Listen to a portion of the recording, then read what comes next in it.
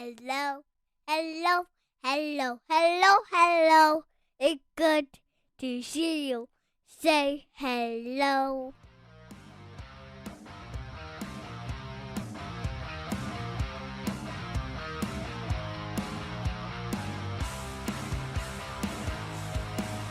Welcome to the Husky Hockey Podcast, your number one resource for all things off-season, golf, and whatever hockey players also like to do when they're not playing hockey, because the Husky season came to a painful death there in Billy Joel's Allentown. So, Weldie sitting here with Andrew, and a little bit of a change here for the intro with my daughter, who was playing with the microphone. So I decided just to kind of throw that in the top. So, a little song for all of the listeners. Can Clara play net? Hey, that's I think she could do. Let's try. Let's put some pads. Let's maybe put some a pads little at bit her and better. see how she does. She is really not athletic. Love her to death. I don't know. Maybe getting her into some more sports. Maybe I got to get her into more sports for that. So, previously on a podcast, you kind of summed up the Huskies season in one word, and you said that word was frustrating. And I think this game was the epitome of frustrating. And everything just came to a screeching halt in what I thought was probably the best played game the Huskies have played all season. It's up there. I was thinking that there's a couple of I would think like maybe the 8-1 win over North Dakota is up there. But certainly in the top 3 best games all season. And that's, I don't think this game was even frustrating. I was surprised pleasantly because I was expecting, I think I sent you the text after they announced that Castor was starting. I said 6-1 Quinnipiac. And after the first period, kind of looked like that wasn't going to be too far off. I didn't see Well, after the first goal, right? A couple minutes in, and it was so it was one shot, one goal. And even in retrospect, I don't even think that they played that bad in the first period. I think that they I think they had more quality chances in that period. They had the Cranola had an opportunity in front of the net. I think when it was still 1-0, maybe it was Walker had another opportunity later in that period. I don't think, looking back, did Quinnipiac have one grade A scoring chance the entire game? I don't think they had a 2. They never did. They didn't have a 2-on-1. I think they had one or. I thought maybe second goal. 2. I thought maybe the second goal was a 3-on-2, but then looking back, it was a 3-on-3. In that one, I thought that Meyer kind of let the guy have a little too much space. Puck carrier coming into the net, and would have liked him to been a little bit more aggressive playing the puck handler there, but still a shot that needed to be saved.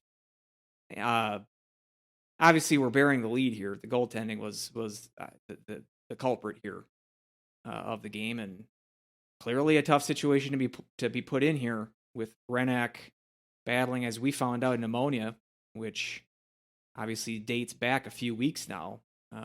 Assuming that's the same issue that kept him out of the Duluth series, the playoff series. Yeah, he was in the hospital for 5 days. He just rejoined the team on the previous Sunday. Very limited in practice, and even by all accounts, Castor had a really good week of practice as well. But it's just the pressure must have just got to him, and maybe thinking you had to outduel one of the best goaltenders when you didn't have to outduel him. You had to just be kind of average, and everything just kind of just really crumbled. I don't know if are you familiar with like baseball analytics or the concept of replacement level, which is mostly what I can connotate that with baseball nerds.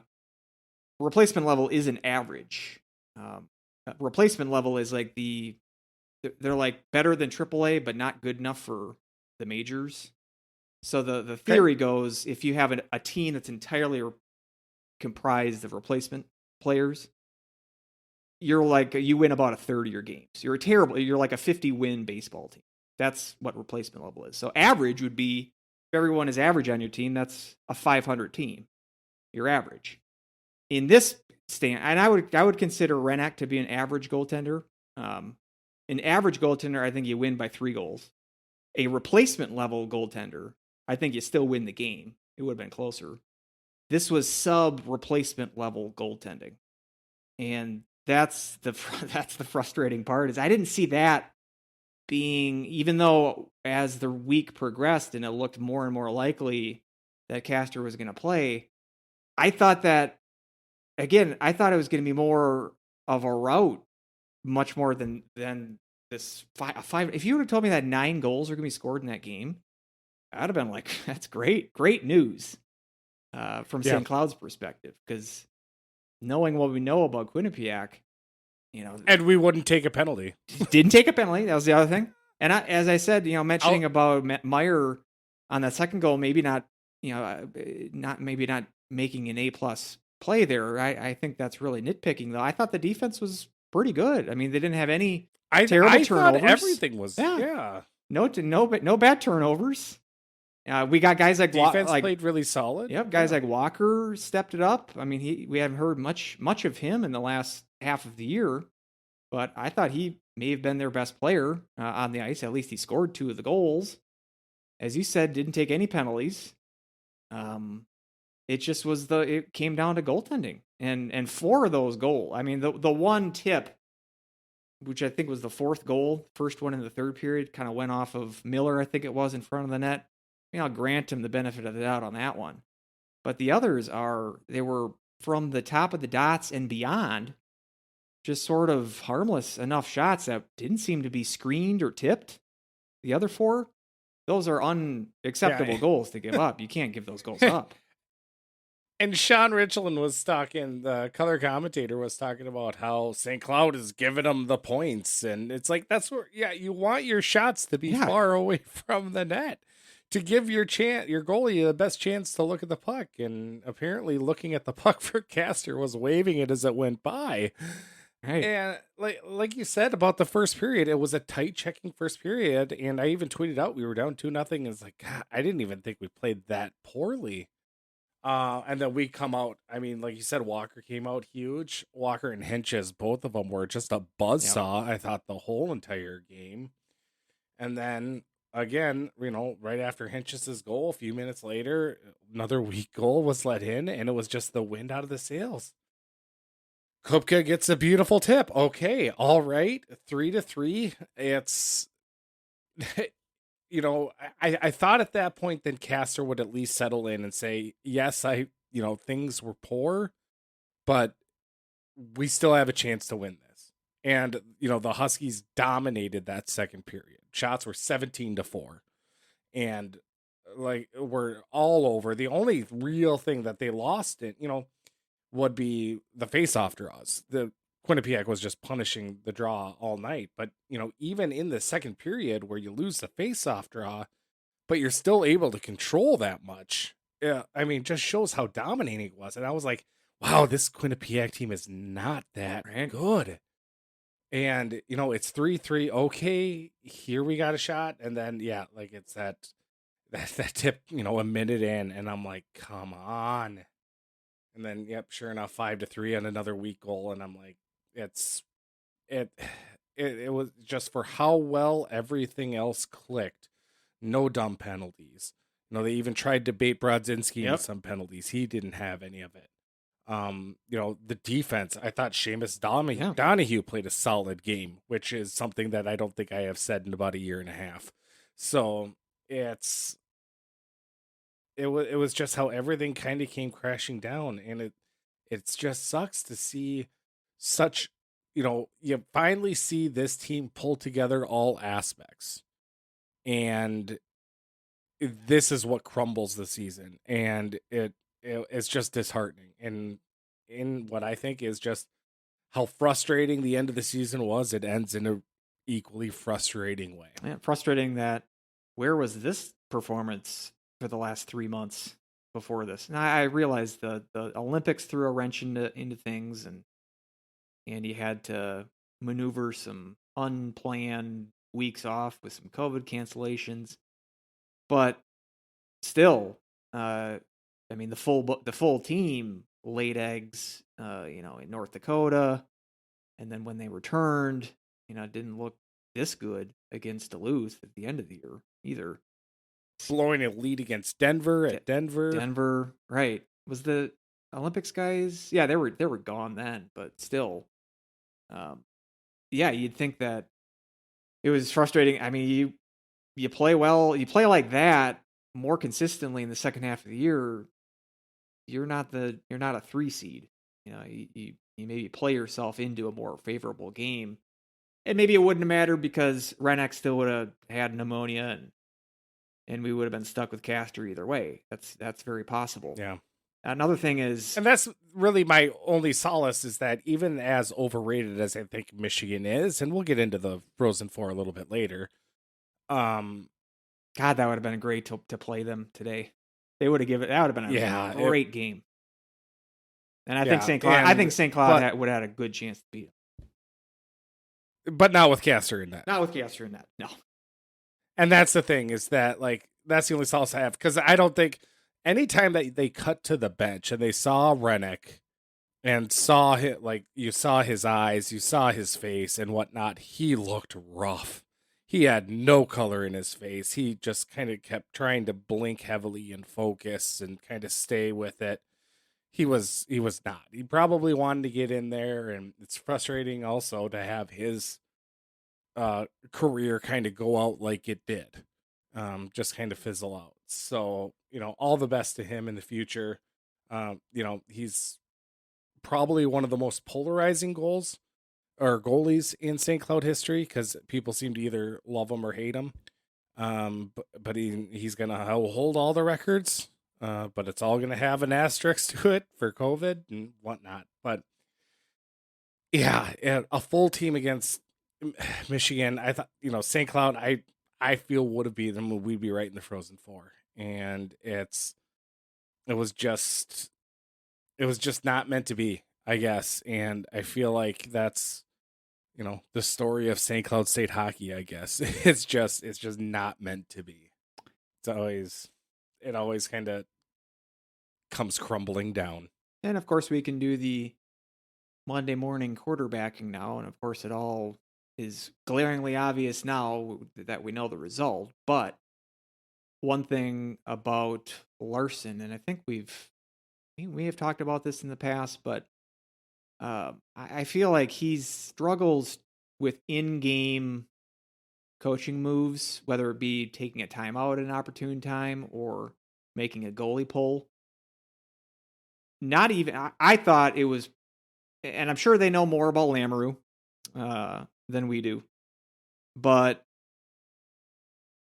if there's one thing that I would be frustrated with, is going back to that Duluth series, that Friday game. I mean, it was 5-2 after 2, and probably should have been 6-2 if there was a goal that was overturned.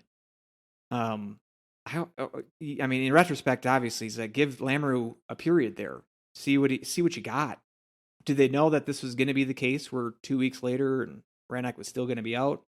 Lamoureux has only appeared in one game this year. That was the very first game of the year against St. Thomas, just doing mop-up work in that 12-2 game.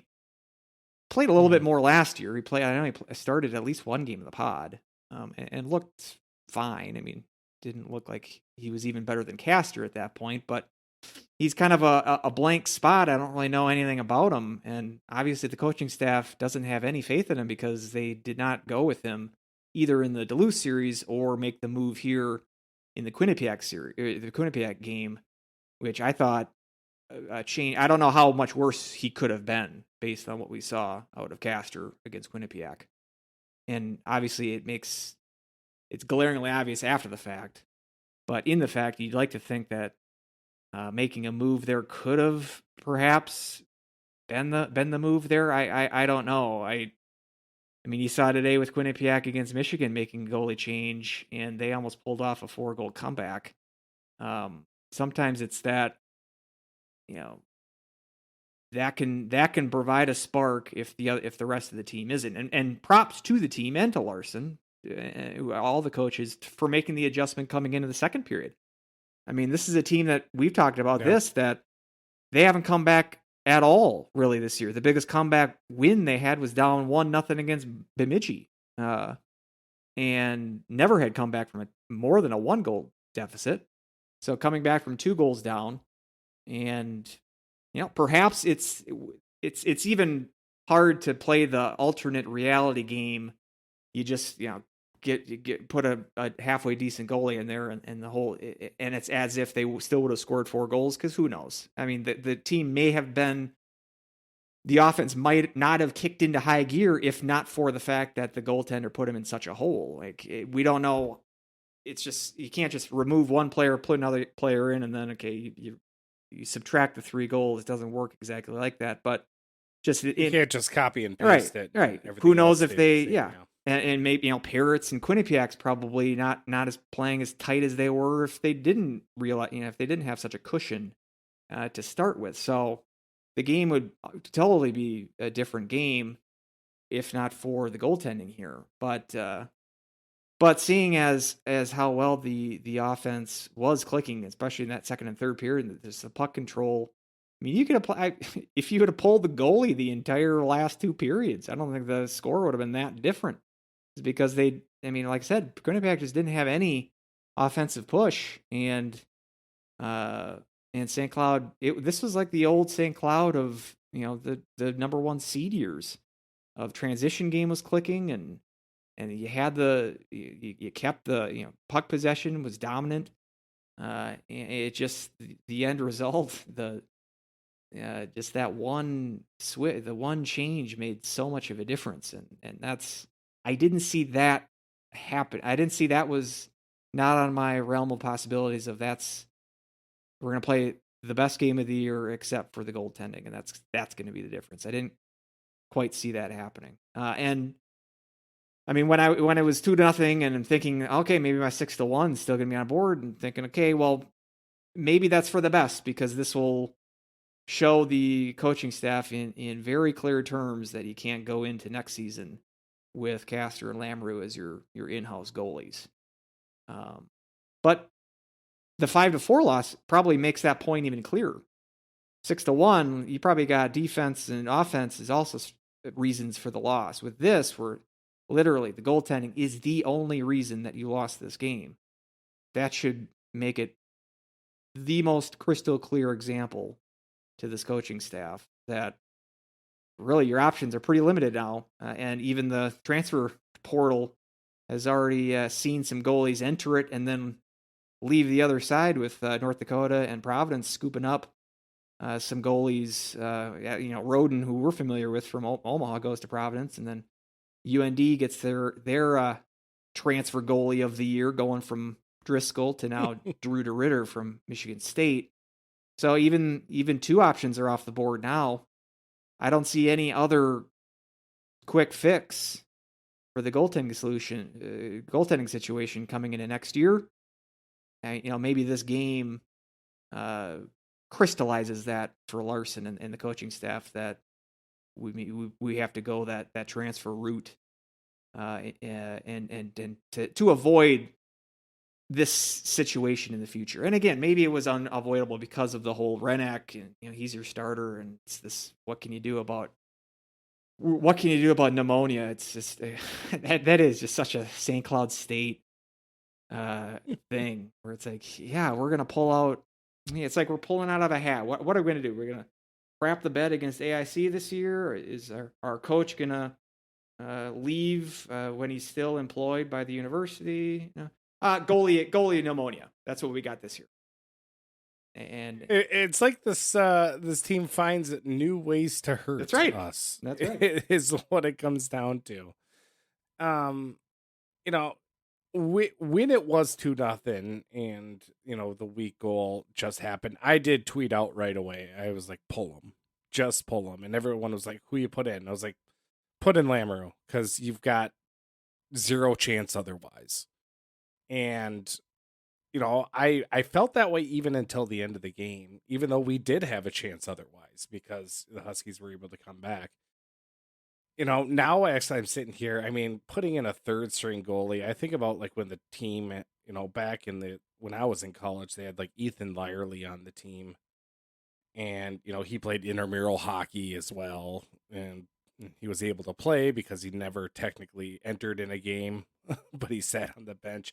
And I was just thinking, I, would I want Ethan Lyerly out there in probably the biggest, most important game? Probably not. So it's like, maybe I kind of come out through the other side on that, but it's, like you said, you can't just, pick and choose and say, oh, that would have changed the game. Who knows if it would have changed anything.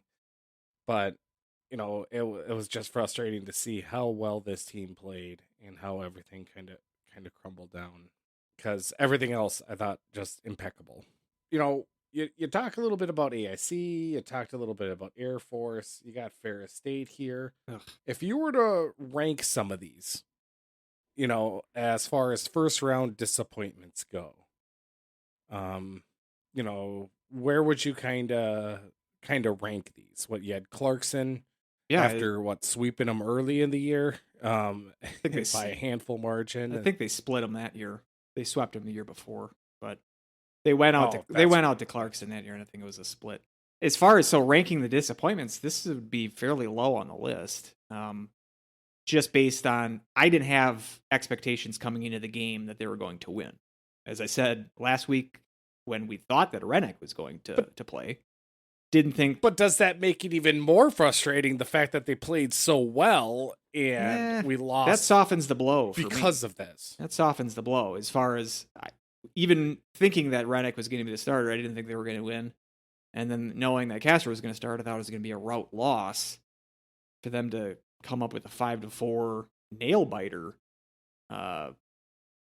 In the grand history of St. Cloud State NCAA crapping the bed performances, this one is fairly low because Ferris State, that's a game that you need to win. You're the number one seed in a St. Paul regional against a team that the thing that I keep remembering from that game is I think it was number 27 for Ferris State. He didn't have his name on the back of the jersey. I think he was either like a player that they never played and forgot his jersey back home or something, but it's like you lost to this ragtag team that was like 30th in pairwise. That was a gut punch. And then obviously losing to the Atlantic hockey teams is just unconscionable embarrassment. I mean, even those years, it's like number one overall seed. Maybe they were a little overrated and it should have been number one overall, but it's like it's not like I would have, been angry if they didn't win the national title those years. But it's like to not even beat the worst team in the field. Like, come on. Like, do you have to kick me directly in both nuts? Like the hardest that you possibly can? Like, just lose to Denver in the next round. Like, I can live with that. Don't lose to what did we call it on the original podcast? Ferris State. AIC was Oxymoron University. Oxymoron University. Do you have to lose to them? Like, come on. So in this sense, you were the lower seed, and I didn't have any expectations coming into it. I'm more pleased that they gave it an interesting game and a high-scoring game. Like, looking what... Even coming off a national championship, again, I runner-up season. Yeah, again, I'm trying to clear that out of my head because I don't really feel like that was.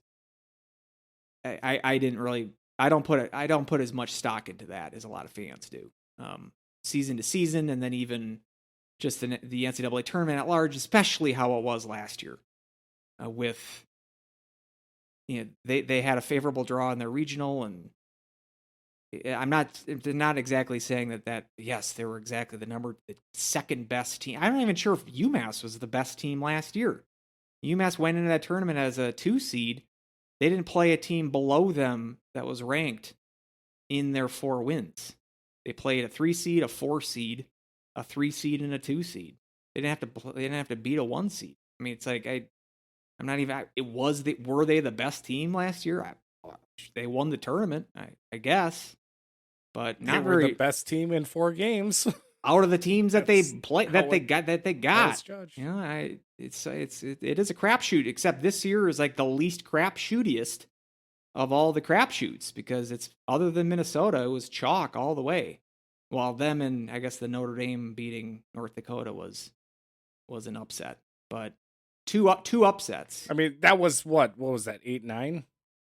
Well, technically North Dakota was 7-9, I guess. 7-9. But That's basically, right. Yeah, 7. basically 8-9, and then Minnesota's win over Western today was 2-1. But other than that, all higher seeds won all of these games, which is very rare. As we mentioned, we jinxed them last week. Is the first. So obviously that means year. the pairwise is right and the pairwise is infallible. Exactly. Is what it all comes down to. Yep. It works. Yes, all of my ranting about how the pairwise needs to be replaced is obviously wrong. But yeah, first year in 15, 16 years that 4 seed doesn't win. We obviously jinxed that last week. And so, yeah, I mean, where are you on the disappointment meter for St. Cloud State with this one? I'm a little bit higher on it, but at the same, everything was disappointing for different reasons. Ferris State was disappointing because, it was a situation where top seed regional in your own backyard against a team 30 something in the pairwise. I mean, they lucked into the tournament. I mean, this is when you have. It was on my birthday. I went into what was then my girlfriend, now my wife, and it was. I just remember sitting in Eagle Street having some food and just looking at the Ferris State people. It's like, this is going to be a trouncing. Like, I'm sorry that they came down, and our defense just crumbled. It was just terrible, but we were able to tie it up, get into overtime, and then I can't remember, 10 seconds into overtime, it felt like. It was incredibly quick, and then it was just a shot in the back. So, and then you get to it was AIC. It was a shot and then a rebound and then a goal. The difference there, if Castor was in net for that game, it would have been just the shot. The first shot would have went in. There wouldn't have been a rebound. Just the first shot would have went in. Yeah, I meant like a shot in the back. Like I know, I felt shot. I know. I just wanted to get the other cheap shot out there. Just the other cheap shot. Air Force was frustrating because you had all the rumors. Lucia announces he's leaving. Then you had all the rumors. You had players talking about the rumors like before the game as well. All week, Motzko's talking about how tough this matchup's going to be. This is tough. This is a tough team, and it just made it sound like we were lucky to play against Air Force, and we were like, we shouldn't be on the same ice as Air. Like, we had no confidence, no swagger, nothing. And it was just all this talk about how good this team is. And sure enough, they outplayed us. We looked absolutely terrible. Motzko ditches the radio shows and his post-game appearance or his coach's show, and then is gone. So he didn't even answer to what happened in Air Force. So it was like, oh, okay. So it was just double middle fingers. And I remember our last podcast where we had the final episode of that one and how I felt about that. And now seeing them going to the Frozen Four with Husky recruits, that's what also stayed. Ben Myers was recruited was a commit to St. Cloud State, So, so that's frustrating. I'm fine. If Motzko wins, kind of, sometime in the future wins a natty, fine. I can live with that. But doing it with people he recruited to St. Cloud State stings. Yeah. And, who knows if that's going to happen, but, obviously I hope it doesn't, but we'll get into the Frozen Four, in a little bit. And so that's what, Air Force, what stuck out to me about that. And then AIC was just it was the bad ice and it was the randomness, but it was the squeakers that ended up leaking through, and we had multiple chances, but they kind of collapsed in front of the net. We just couldn't get it. It was like the worst time for our offense just to dry up. And there was a little bit of solace taken to the fact that the next game against Denver, AIC made it close for a game and a half. So I guess that that was nice. But then Denver obviously kind of put the pedal to the metal and took care of that. So I don't know. It's a new one for me. And I don't exactly know where it ranks, but just more downs than ups is kind of what I remember, and maybe that'll mean just it'll be that much better once we finally reach the pinnacle. So Yeah, maybe that's a cop out answer. So are we in agreement that Ferris is number one on the disappointment list? I think it would be for me, even though I would say the AIC loss was more of an embarrassment. But the fact that I was in the building for Ferris makes it more. It was more of an emotional gut punch than even the AIC one was. They were all gut punches, but this one ranks like, this one's like when they lost to Wisconsin in the regional final in 2010. Like, fairly down. The Clarkson loss would have been higher on the list. The Maine loss would have been higher on the list. I mean, maybe even like I would even say the Frozen Four game against Quinnipiac would have been a more of a disappointment, even though that one was a seeding where they were 1 and St. Cloud was 4. I thought that I came into that game thinking that St. Cloud was going to win, whereas this one I did not. So maybe it was just we always talk about expectations and how the expectations from last year's results sort of forms a lot of opinions for this year's team. Maybe looking back on, this is such a St. Cloud State thing to do, ranking the pissing down the legs in the NCAA tournament. Let's do the listicle. I guess it's just glutton for punishment here, but it's well, yeah. To quote Ted Lasso, it's the hope that kills you. I can agree with that, but a frustrating game, a frustrating way to end a frustrating season. Maybe that's maybe that's fitting. Maybe it's poetic. Yeah. So it's poetic justice there. Talking, how this weekend we ripped Bob Motzko, obviously, and Bradbury about wanting these extra days in between the regionals. And I have to say, as somebody who did not go to it, now, obviously, if I went to it, had to spend the extra money for an extra day into a bum F town somewhere, I would have hated it. But the fact that I was sitting at home, I had wall-to-wall hockey on a Thursday and Friday. I absolutely loved it. And I was pleasantly surprised about the quality of the tournament in general. All of the games, I thought, for the most part, were incredibly fun to watch. And so how kind of ranking, or not really ranking, but just the tournament as a whole, how everything kind of set itself up. How did you like it? What were some of your thoughts about some of the other games? Well, yeah, I think that the extra day off and then the splitting, that's probably, we mentioned last week, they got 6 hours in between games. Why? I'm thinking that's probably because they set it up for TV purposes. That there was the only thing though, there's one game of overlap, and that was the UMass Minnesota game. That started 2 hours before the St. Cloud Quinnipiac game, whereas everything else was 3 hours in between.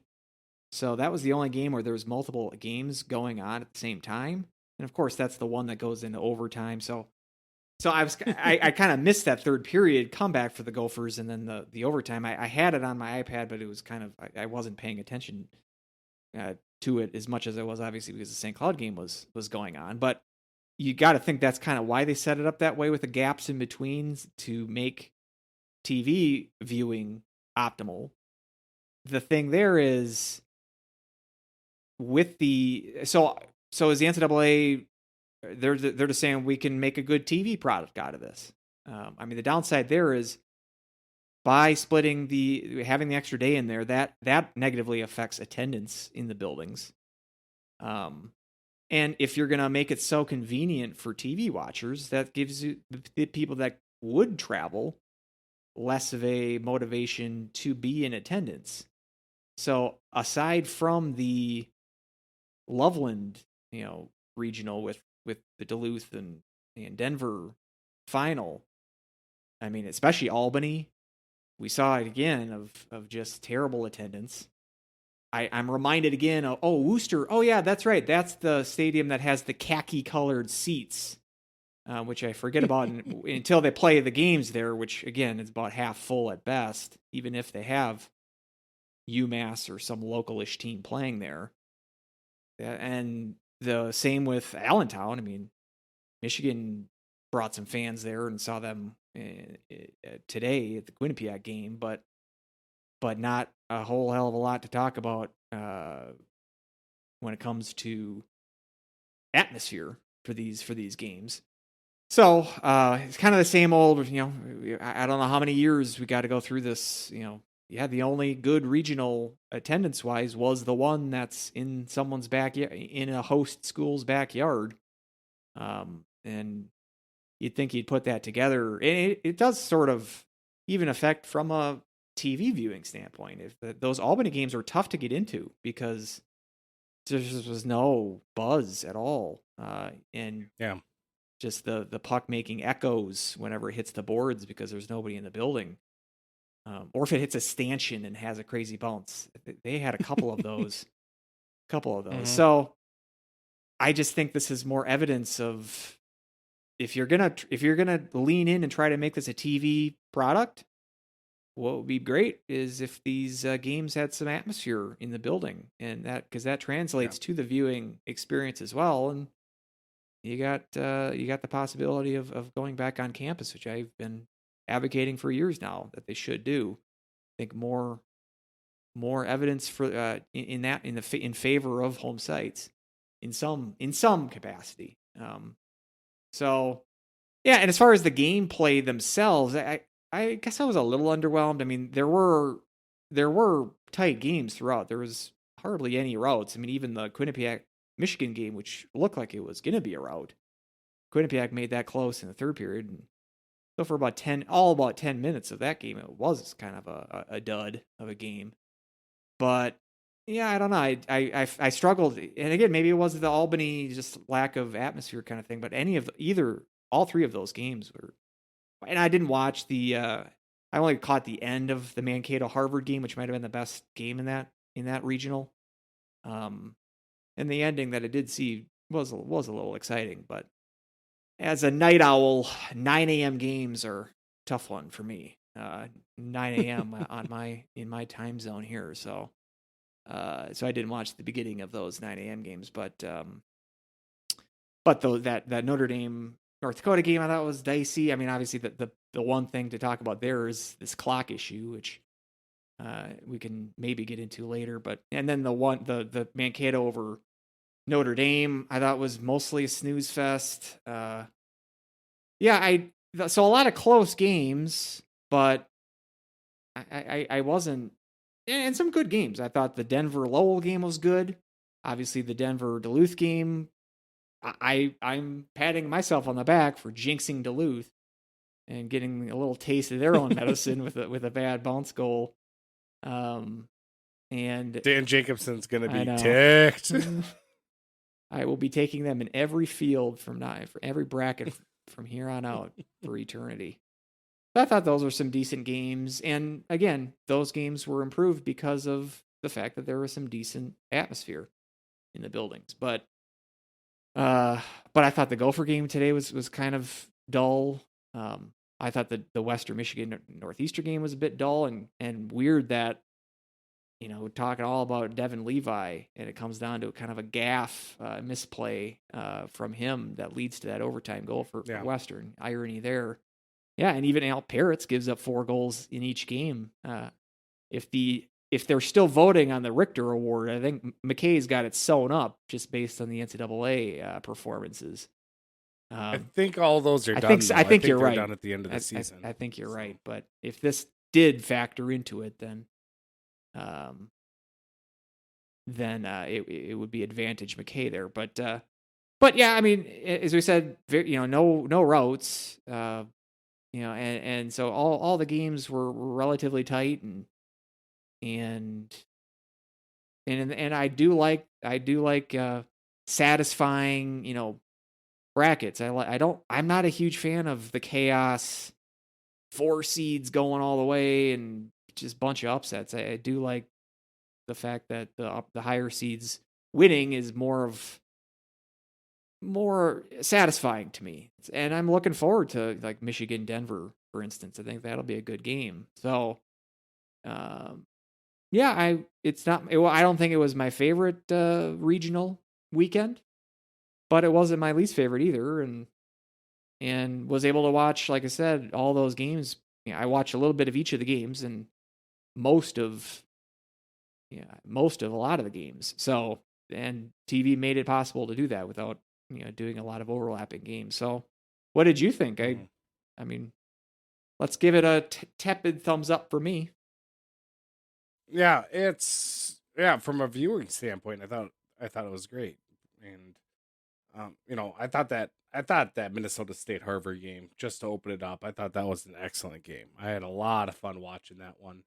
And McKay came up huge at some points, really all tournament long or all regional long. I mean, McKay came up huge. Some overtime games, and yeah, if we want to talk about the Notre Dame North Dakota, the rule as written, says time displayed on the clock of a timing device shall supersede any disparity with lights or horns signaling the end of the period or game. And, the big question is, how do 2 camera angles give off such completely different results?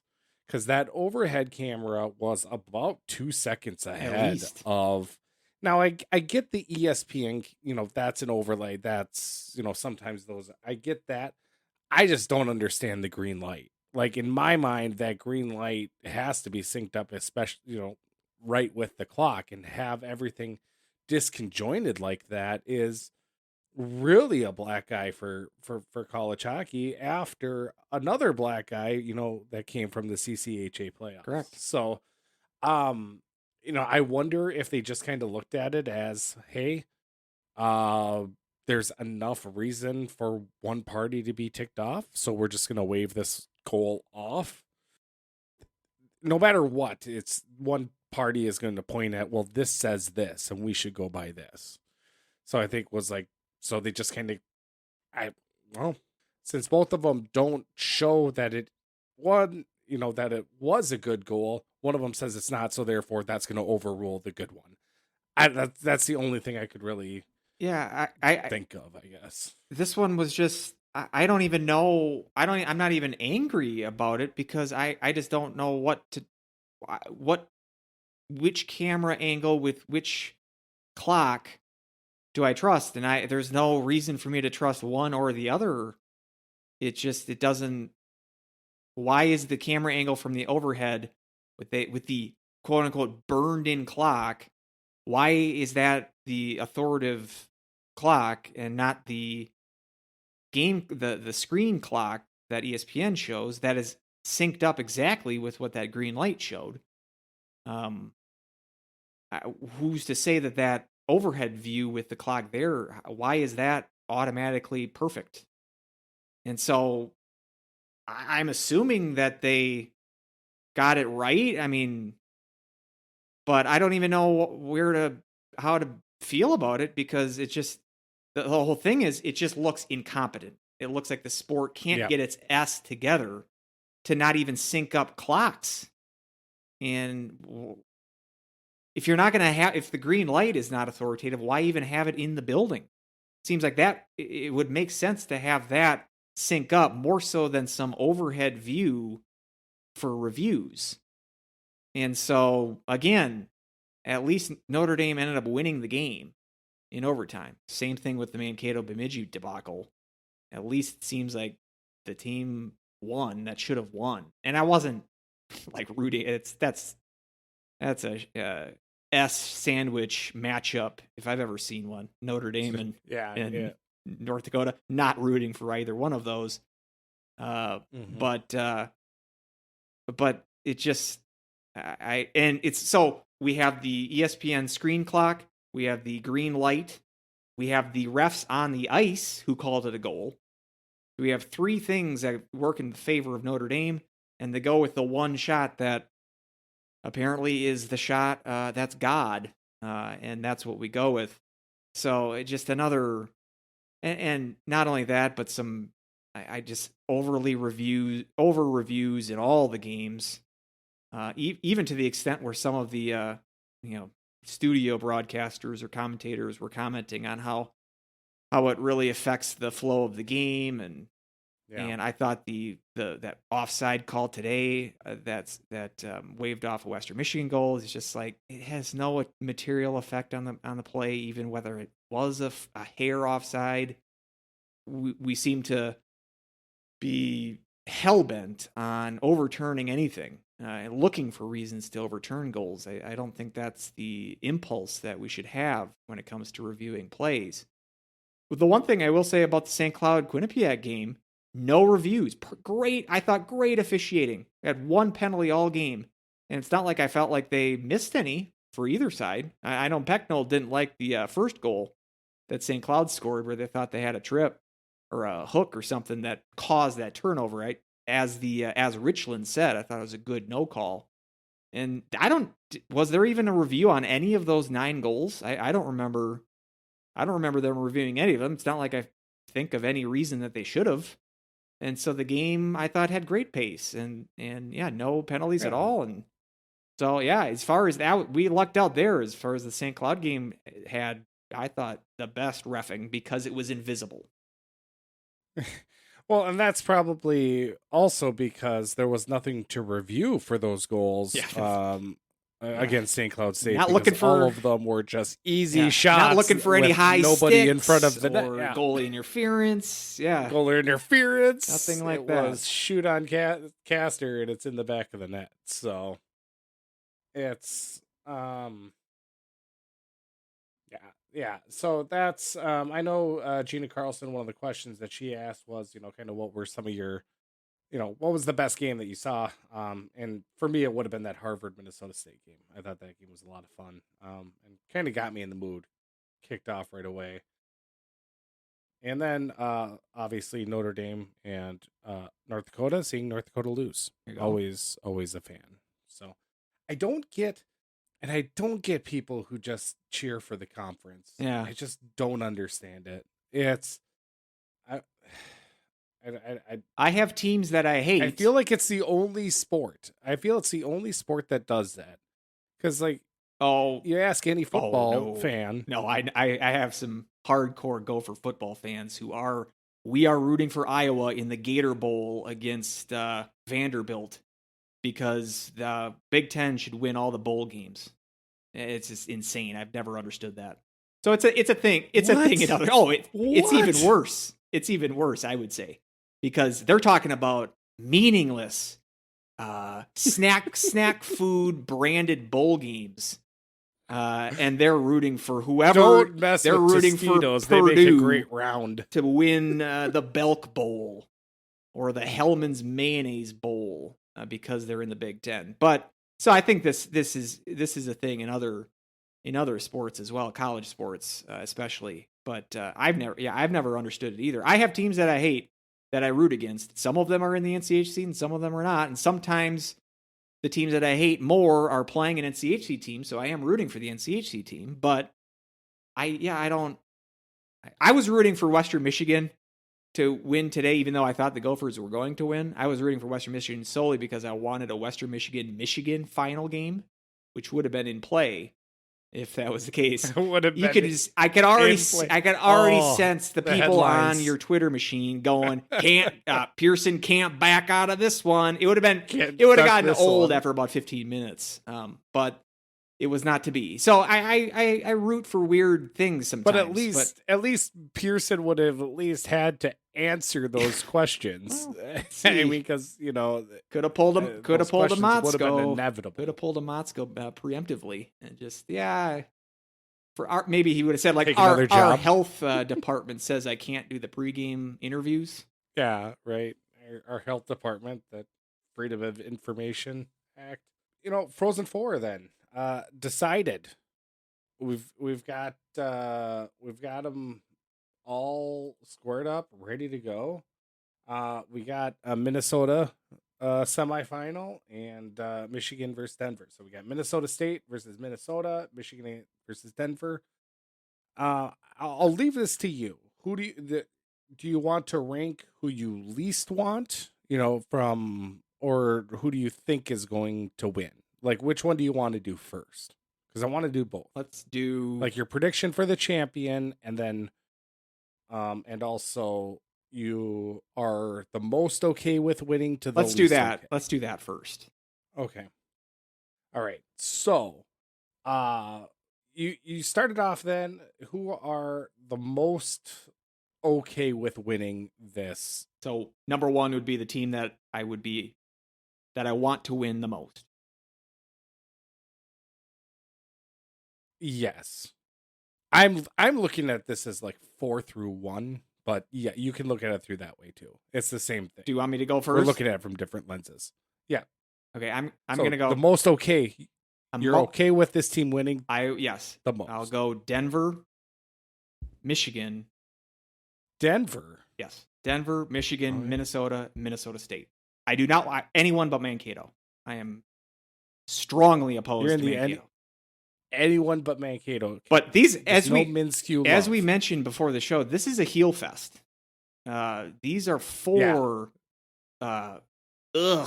like puke-worthy programs from my perspective. Denver is the least hateable of these for me. And I don't like Denver. Nobody likes Denver, as we've mentioned. Nobody likes #nobody And maybe likes that's Denver. why they're number 1. But even putting Michigan second, I mean, with all the controversies that they've had this year. But again, I would rather not see Motzko lift the national title based on what we were talking about earlier. And hell no to Mankato winning. I mean, they're the closest version of St. Cloud State. They're almost exactly what St. Cloud State is. Except St. Cloud State had about a 10-year head start as a D1 program. Head start. And that's That the is the thing. thing. That's the thing that hurts. Yep. Yeah. And they're in a lesser conference, and from a recruiting standpoint, I mean, yeah, it would benefit them and it would hurt St. Cloud. So St. Cloud can win one first, then Mankato can win one 10 years later because we got the 10-year head start. So that's that's where I'll put it. And you can maybe flip-flop Michigan and Minnesota because they're both. And Denver's gross too. I will be the least angry if Denver won. Yeah, it'll probably end up that I will be rooting for the Michigan versus Denver winner. Is where it's gonna go. And yeah, I agree with you on all those points. I would just flip flop Michigan and Denver because Michigan, I feel like it's like what more is that program going to gain from another national title? They've already got all of the top recruits coming in. They're in a different conference, so I'm like, meh, that's fine. Denver, I don't feel like we're really recruiting against Denver. You look at who we're recruiting against. It's Duluth and it's against Mankato. Don't tell that to Cole Gutman. Yeah, and that's another part too. Is seeing former Husky commits win as well, and that's where I would really hurt for Denver with Gutman and then Myers with Motzko with Minnesota. But if Minnesota State wins, that's a punch. We should have been ahead of them. And we've had every chance to be ahead of them. We've had many more number one overall seeds to be ahead of them. And their style of play too. My brother, who's very casual fan, but he watched the games and he's just like, God, Mankato is a boring team to watch. And I agree. But what we're gonna do? Who we actually do think is gonna win? Oh yes, sorry. Go ahead. Yes, who do you think is actually going to win? It is fairly wide open. I don't see that there's one.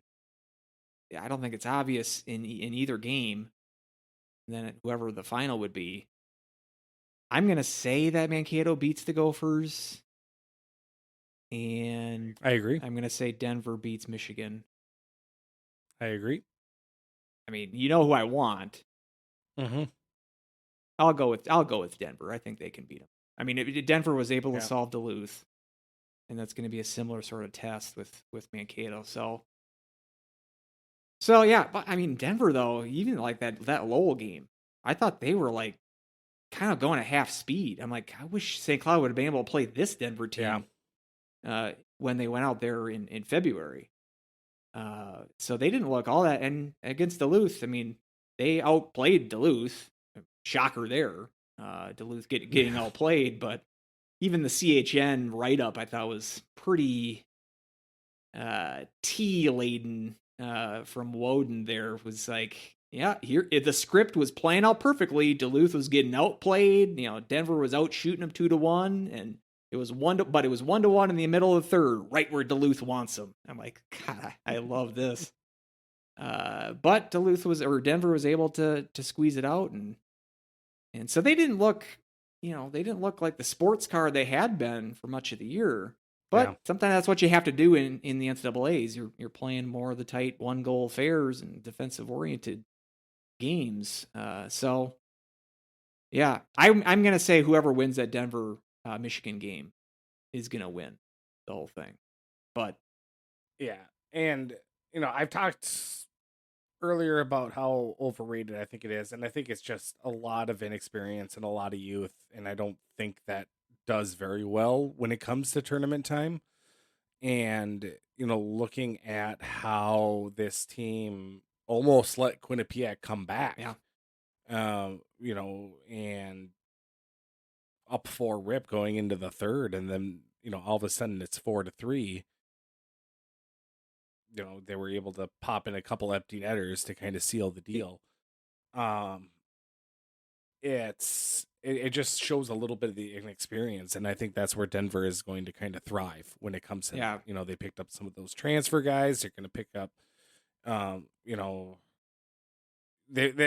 think they've just are going to play a style also that Michigan might not be as used to, and that's where I think they're going to win. Minnesota State, I think there's not too big of a weakness when it comes to them, and I don't think Minnesota can drudge out a game like Mankato can. And the goaltending battle I think is going to be the difference, and I do think Mankato is going to win the championship. So that's my worst fear is the one I think is going to be coming to fruition, and again, it just caps off a frustrating season. So why not have Mankato win at this point? So that's kind of how I see things going, because I look at, Minnesota might have the edge in scoring, but the style of play, the defense, and the goaltending is going to favor Minnesota State. We saw that last year, essentially in the tournament. I mean, this is a better Minnesota team than they had last year. But a lot of the same cast of characters too, and I think that is what it's going to come down to. And I mean, hey, their backup goalie, I mean, he's their starter now, but he was their backup up until about January 10th.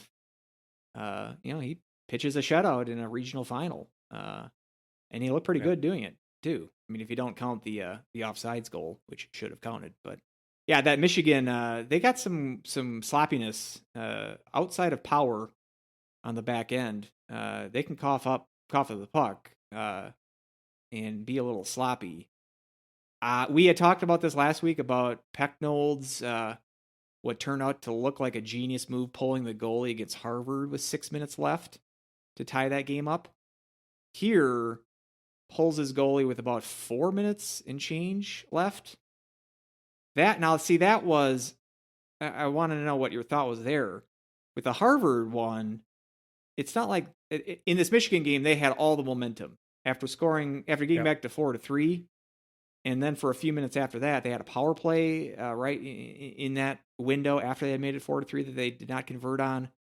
But they were controlling the play for 4 or 5 minutes after cutting it to 4-3, and then decides to pull the goalie, getting an offensive zone chance. It just, whereas the Harvard game, they didn't have like a time pulling the goalie there right after getting a penalty, so you're making it a 2-man advantage. And the pulling there, I thought, was a way to create some momentum. Whereas here, you already had the momentum. Obviously, this is, again, one of these 2020 hindsight things where it looks so stupid now that he pulled his goalie too early. But I just thought at the moment, it's like, this is, again, not seems like you already have the momentum. You don't need to risk an empty netter here. And so he's obviously going to be questioned about that. And did you have any sort of at the time, if you were still watching that game, if you had any sort of I don't know if that's the right move, or if you like the aggressiveness? I normally like the aggressiveness, but I think at that time you trust your team, especially against, again, a young, inexperienced team like Michigan. Yeah. And I know I say inexperienced, but and they were there technically last year. No, you're right. But, I mean, they're one of the younger teams. They got to be the youngest team left. So either them or Minnesota. So, and you got your momentum, and like you said, I think you trust your team to pop in another one, and I think maybe it just kind of crept into Durant's head a little bit, and just kind of like, hey, this worked last time, and he's just going back to the well with it, even though the situations were a little bit different. Now, again, if it works out, he's a genius, and then who knows how many other coaches start emulating it. It's a copycat situation. So it could be anything, but I do feel that it was a little bit aggressive, and maybe that's not a bad thing. Yeah, and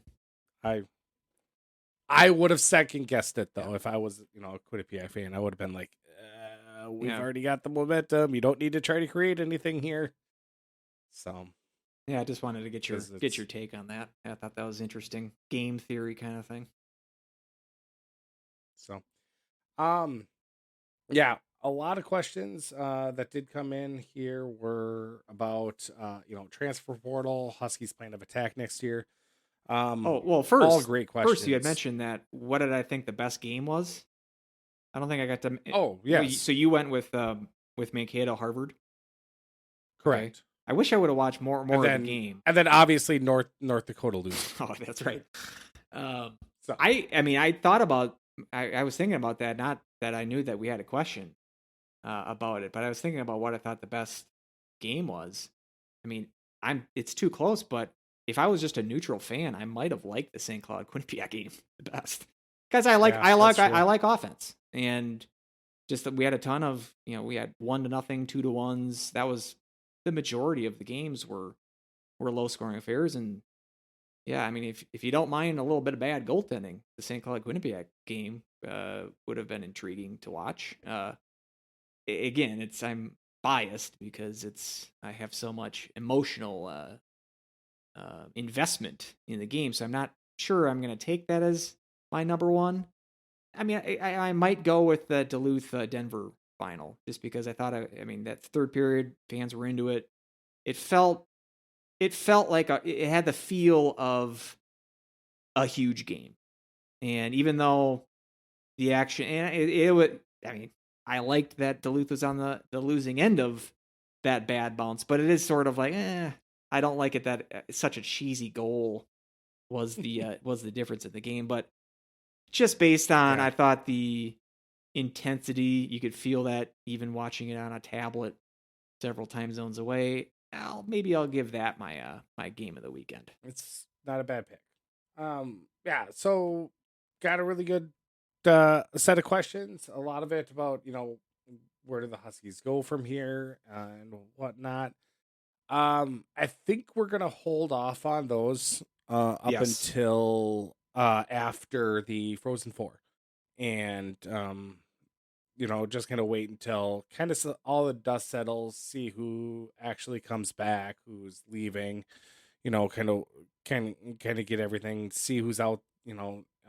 If you are on the Twitter machine, Sydney Wolf from the Rink Live, she has a spreadsheet up there about the transfer portal and Good. comings and goings of players that you can look up. And some of them are no name people. Some of them are like, "Ooh, wow, that'd be a really good one to pick up." And you know, n- it's going to be interesting to see how this works out. And for some people, if this is the method for rich teams to get richer, like Denver, for instance, able to go in and get a couple players that were able to be key here for their Frozen Four run.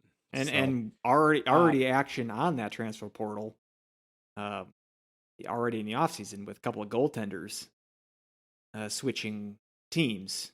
Roden, who we Yep. raved about from Omaha, going to Providence, and then this Drew DeRitter from Michigan State, who I kind of had my eye on as far as someone that St. Cloud should be interested in, goes to North Dakota. And North Dakota continuing on their apparent plan now is we're just going to cycle through transfer goalies 1 year at a time, going from Driscoll to now Yeah. DeRitter.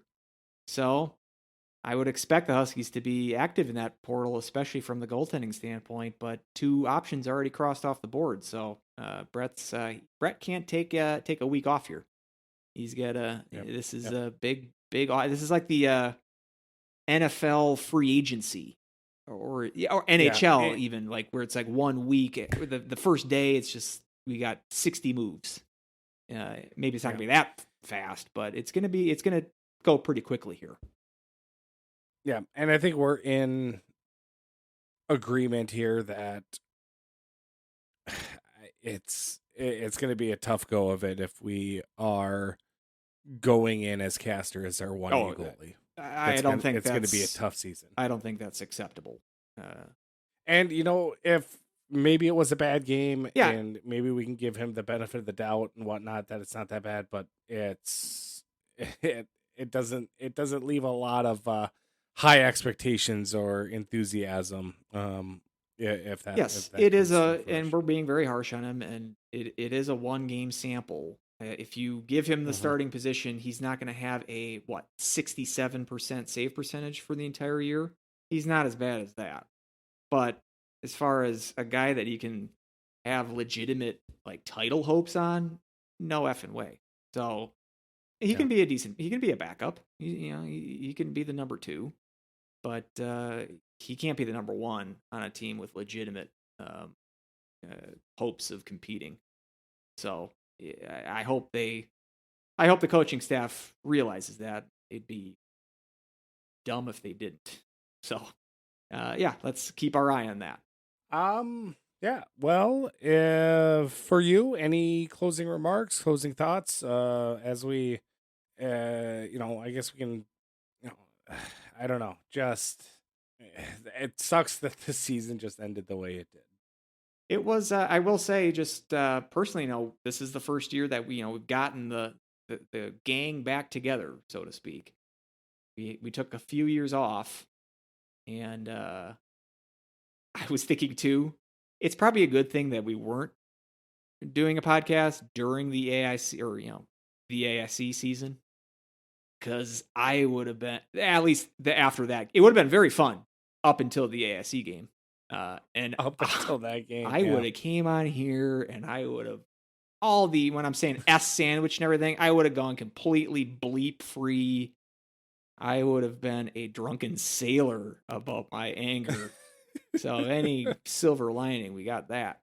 But just getting back to this year, when I do the podcast, it forces me to follow the team and then just college hockey in general that much more closely. And I never gave the sport up, but there was a couple of years I took a step or two back, just Not watching random Mankato games or finding out that the Hockey East, you could stream games on this app. Or there was a couple years that I was basically just looking at, watching Husky games, and that was it. And so this season, and last year too, but this season especially has gotten me back into sort of hardcore fandom. And even though the season was, as we've said, frustrating, you want to use disappointment and all those kind of terms, whatever you pick, that's true. But it has been gratifying to get back into it, and I hope it's been enjoyable for you to do the podcast as much as it has for me, just to sit down every week and talk hockey. It is very fun, even though we apparently can't win titles around here in St. Cloud State fandom, at least at the men's hockey level. But it still is a blast to do this, and so it has sort of kickstarted my passion for the game again. So even though the season didn't pan out great for St. Cloud, it's kind of gotten me back into it. So in that sense, I will sort of look back somewhat fondly on just the year. Sure. Well, I appreciate that, and yeah, I enjoy having this outlet, and trying to become more confident as a speaker, and whether or not that's working, I don't know. But also, doing some light editing as well, like learning new skills, talking hockey, and like you said, just kind of keeping up with everything. Yeah, it's been a joy, and I know we don't have a ton of listeners, and we don't, I don't think we even went into this thinking that we were going to get a huge following from a niche team in a niche sport. But just voicing our opinions and getting out there and interacting with the people that do listen, it means a lot to us. And just thank you for everyone. And yes, we're going to criticize, but it does come from a place of love and passion, at least for me. Andrew, I don't know about... I'm just faking it. Fair enough.